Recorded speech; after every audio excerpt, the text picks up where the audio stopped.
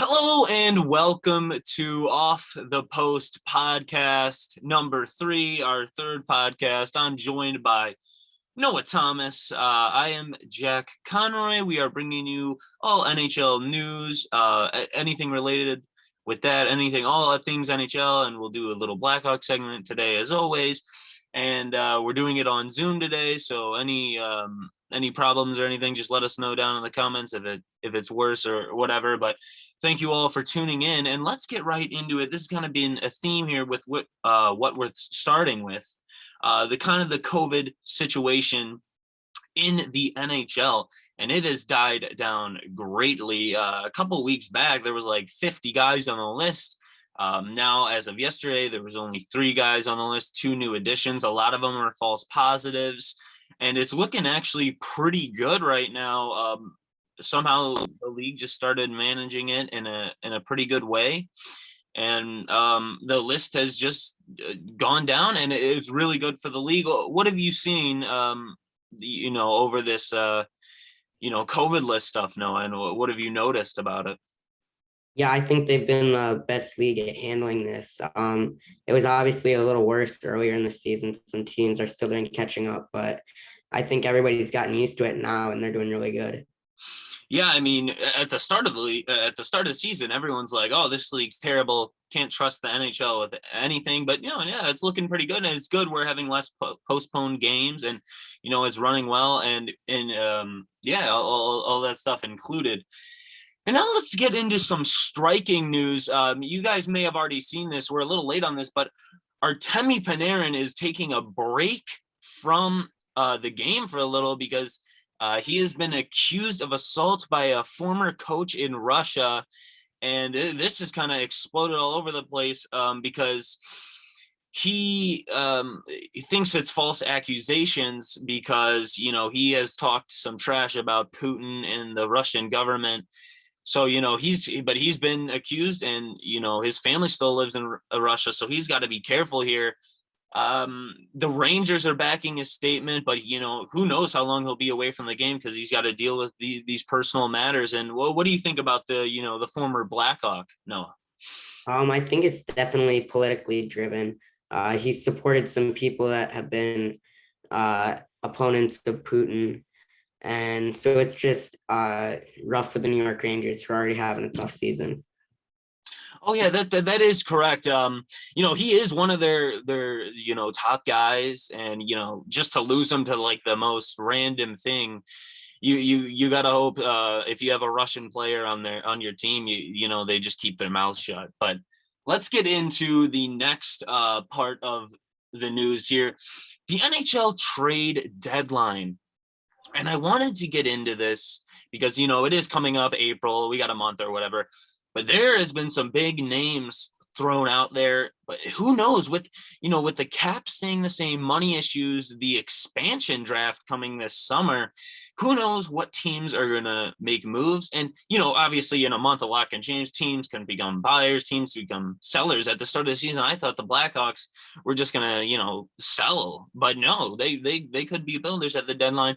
But I want to get into this because names like Jack Eichel have been thrown out there. The Sabres have had an absolutely terrible start to the season. Jack Eichel, there's been a lot of rumors about, he might get moved. And, the Sabres are just going to clear house Taylor Hall. They got to get all these huge contracts out of there. The Sabres at the start of the season were looking poised maybe to, pick it up a little bit because they have struggled for the past decade. But they, people thought they got some good guys here. They might pick up the pace a little bit and get going. But no, they've actually been absolutely terrible. They've struggled greatly. And yeah, Jack Eichel, their one star, who's had some injury problems to start the season, but any team would be looking to add him. It's just the price. Another name out there is Matthias Ekholm with the Predator. That's personally who I'd like the Flyers to go out and get. He's a great defenseman. There's a lot of names being tossed out there, Noah. Are any coming to your mind right now? And what do you think maybe the Blackhawks will do at the trade deadline? I don't think the Blackhawks are going to do really anything. They're going to stick with the youth movement. They probably like the guys that they have. Kirby Doc is hopefully coming back soon, but I think Taylor Hall is definitely a guy that could get moved. I could see him going somewhere like Calgary. They have a short window now. They just got Daryl Sutter, who's more of a short-term solution coach. So if they get a guy like Taylor Hall, that would be huge for them. Yeah, I love the trade deadline. As a hockey fan, you love the trade deadline. You love the draft, all that stuff. It's just great to see guys being moved, spicing up teams before the playoff runs and stuff. I really hope, even though with this COVID situation and Canada and U.S. border stuff, I really still hope we can have an eventful trade deadline. But you never know. Quiet deadlines always come and go, and I just hope for a interesting one this year. But we'll just have to wait and see. And then I wanted to get into a crazy suspension that happened in the other day. Tom Wilson has been suspended 7 games on an illegal hit on Boston Bruins Brandon Carlo, which sent him to the hospital. What did you see this hit, Noah? And what was your reaction to it? And do you think this suspension is deserved? Yeah, I saw it. I think 7 games is a lot for it. It'd probably be a lot less if it was a player who didn't have a reputation like that. But it was an unfortunate hit. It looked like the principal point of contact was the shoulder and then the head, and then looked like his head bounced off the glass. So hopefully he's okay. But I think 7 games is a lot for that. Yeah, I do agree with you. People get really mad at the league a lot because they're very inconsistent with their suspensions. Obviously, if a player has a reputation, they'll ramp it up. But, there will be some anger at the league from time to time based on, the suspension that they hand out to the player. But yeah, in this case, if you're sending a guy to a hospital, that probably does drive it up a couple of days, or a couple games. But I just wanted to bring that up because it's interesting to bring up those long suspensions to get people's opinions on it and stuff like that, because the people have controversial opinions on it and stuff like that. And then I wanted to get into something that happened actually yesterday. The ESPN is going to be taking the media rights at the start of the 2022 season. It's a 7-year deal. I don't know the amount of money yet, but I think this is actually, good for the game, because a lot of people don't like, or some people don't like ESPN, especially, you see some hockey fans from time to time, never give it to ESPN. They're going to ruin the game, overshadow it. But I actually think this will grow the game if ESPN brings in some, knowledgeable hockey analysts and stuff like that. I think they're going to get like 4 Stanley Cups in the next 7 years or something. That will bring some attention to the game, grow the game. ESPN has such a young, such a following. It's such a young following as well, where these kids can grow up, see the NHL on ESPN, where everyone's going, and I really think that will grow the game. What did you think about this deal, Noah, and what do you think it will do? Well, I had mixed feelings on this. Obviously, I thought that ESPN could bury NHL games and it would be bad for the sport, but ESPN is the leader in sports, so it's probably going to end up helping the game, and it's good for us for hockey. Yeah, you just really hope they don't start burying those games. Like right now, obviously, basketball games are all over the place, and I'm interested to see how it will go balancing out, the games, the times, and whatever. And obviously, who announcers they'll bring in, it'll be interesting to see. And you just hope it grows the game. It could go terribly wrong, or it could go really good, and we'll just have to wait and see again to see what happens with this. And then some other news that dropped in the past couple of days is the NHL came out and proposed some changes to the draft lottery. I don't think this is finalized yet. I think it would have been bigger news, but there has been some talk about this. The rules consist of that they want to implement. Teams can only win 2 lotteries in a 5-year period, only jump 10 spots with a lottery win, and number of picks decided by lottery from 3 to 2. This is very interesting because obviously the Seattle Kraken are going to come in to the league this year. This will be their first draft lottery. It'll be interesting to see how many picks they end up with. And I also wanted to talk about this because you see teams like the Red Wings last year having the worst record in hockey and dropping to the 4th pick, where the Rangers, who were in the play-in rounds, the round robin, or all those play-in rounds and stuff, they lost out of that. They got the 1st overall pick. This obviously causes some anger among fan bases, because you see in other leagues teams like, for instance, in the NFL, the worst team gets the best pick and it just goes in. But the NHL is interesting with the lottery here. It seems that they're trying to make it so teams like with the worst record have the high chance of getting a 1st or 2nd pick. What do you think about maybe these proposed rules, Noah, and what could happen with them?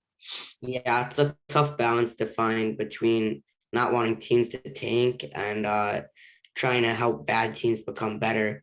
Obviously, it stinks for Detroit, seeing that New York, who'd had a chance to make the playoffs, think it's the 1st overall pick. But there's probably some teams that like this, some that don't. Edmonton has been really lucky lately. The Blackhawks just jumped up a lot to get Kirby Dach. But I think if they can make it a little more fair for the teams that are worse, without just having tanking, it's good. Yeah, I mean, you look at teams like the Devils, who have gotten Jack Hughes with the 1st overall pick and Nico Hischier with the 1st overall pick. And I kind of have mixed feelings on this, because keep in mind, if my team was if the Flyers had the worst record in the league, I'd be like, oh, they better be getting the 1st overall pick or I'm going to have a riot. But when your team is slotted at like the 12th pick or whatever, and then they jump up, I remember in 2017 when the Flyers jumped up to the 2nd overall pick. Oh, I was ecstatic. And it's the best feeling. Like you said, when the Blackhawks jumped up to number 3, it's just like, oh my gosh, yes, we're going to get some guy. And obviously Kirby Dach has been playing well. Hopefully he can get over his injury and get back in. But I love the draft lottery. I'm all about the draft. All that stuff excites me. Honestly, these rules, if they change them, it's probably better for the young teams, or for the teams with the worst record. But I do love jumping up those spots when you're a further down team. That is the best. And then I wanted to get into the fans coming back to the teams. Many teams are getting fans now. It's like a normalized thing. I think more than half of the league now has fans. What is do you know anything about the United Center yet, Noah, or what it's looking like? I don't think the United Center is close to having fans. They're right now using it for vaccination center. But I don't think they're gonna have it for a while. Yeah, but it is great to see some fans. A lot of the league right now is shifting towards it. The Flyers have like 3,100 fans going in, and it's just nice to see. And hopefully by playoffs, we can get that number up, because, oh my gosh, when the fans are ecstatic in a playoff building, that is the best moment in hockey. And it's just really good to see things turning back to normal, and, getting those fans in there and, watching their favorite team. And let's get into your favorite team now, Noah. A lot of news coming from their side of the woods. The Blackhawks. What you start us off here? What's going on with them right now? All right, first, we just had something really big. Brent Seabrook announced his retirement. He's had a lot of surgeries lately and missed a lot of time, and he decided he can't do it anymore. He was a huge player for the Blackhawks in their 3 cups. He was one of the leaders on that team. He's 3rd all time in games played by a Blackhawk. He was drafted 14th overall, so he's one of the best in Blackhawks history. But they're losing a big contract, which is good for them. But obviously, I don't like to see somebody retire like that. And then Patrick Kane just did a few milestones. He got his 400th NHL goal against Detroit, and he just plays 1,000th game. That was big. And he's having a great year right now. He's 2nd in the NHL in points. I think you could definitely make a case for him for the Hart Trophy. And then they had a great schedule in February. They had 9 wins. but their March schedule is going to be a lot tougher. They're playing a lot of good teams. They're right now in a playoff spot. They just played Dallas and had a rough game, but I'd say if they can go 500 through the rest of the year, they have a good chance of making the playoffs. Yeah, what an interesting season it's been. And you say, you know, it's not sad for me to see it, but for a Blackhawks fan, you know, Jonathan Toews not being there to start the season, you lose Hossa a couple years ago, you lose Seabrook, and you know Keith's on his way out in the next couple years. You know, Kaner's getting old.